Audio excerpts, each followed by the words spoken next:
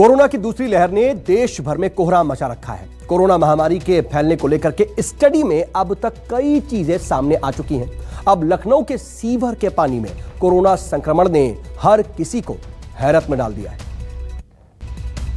लखनऊ में सीवर के पानी में कोरोना संक्रमण मिलने की खबर से खलबली मच गई है। ये वायरस गोमती नदी में गिरने वाले खदरा स्थित नाले से मिला है। यहाँ कुछ नाले सीधे गोमती नदी में मिले हैं तो कुछ का पानी ट्रीटमेंट प्लांट में फिल्टर करने के बाद नदी में छोड़ा जाता है। इस पानी का इस्तेमाल पीने में भी होता है, लिहाजा लोगों की नींद उड़ गई है। हाल ही में गंगा और यमुना में बहते शवों की तस्वीरें वायरल होने के बाद ICMR और WHO ने पूरे देश में रिसर्च के लिहाज से 8 सेंटर बनाए हैं। लखनऊ में 3 जगहों रूपपुर, घंटाघर और मछली मुहाल के ड्रेनेज से सीवेज सैंपल लेकर जांच की गई थी। जांच के दौरान बीते 19 मई को पता चला कि रूपपुर खदरा के सीवेज सैंपल में वायरस मिला है और लखनऊ स्थित PGI के माइक्रोबायोलॉजी विभाग ने इसकी पुष्टि भी की है। अब माइक्रोबायोलॉजी विभाग की अध्यक्ष डॉक्टर उज्ज्वला घोषाल ने इस बात की जानकारी ICMR और WHO को दे दी है। जो डॉक्टर घोषाल हैं उनकी तरफ से ये भी तर्क दिया जा रहा है कि कई मरीजों के अध्ययन में इस बात को पाया गया है कि मल में मौजूद वायरस भी पानी में पहुंच सकता है और ऐसे में संभावना है कि कोरोना संक्रमित मरीजों के जो मल से सीवेज तक वायरस पहुंचा हो।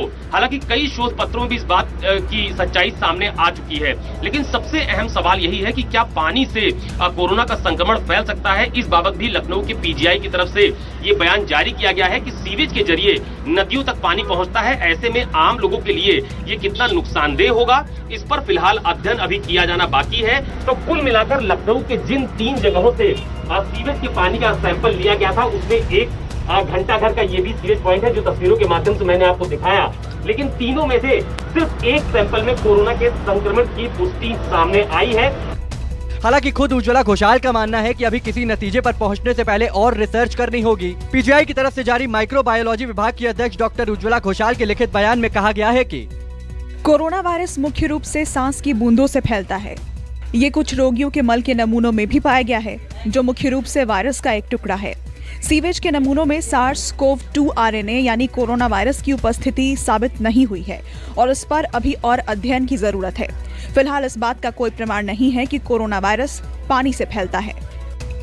उज्ज्वला घोषाल फिलहाल कैमरे के सामने नहीं आ रही हैं, लेकिन कहा जा रहा है कि सीवेज के जरिए ये पानी नदियों तक आता है, जो आम लोगों के लिए बेहद नुकसानदेह हो सकता है। हालांकि राहत की बात यह है कि अभी तक पानी से कोरोना संक्रमण फैलने का कोई पुख्ता प्रमाण नहीं मिला है।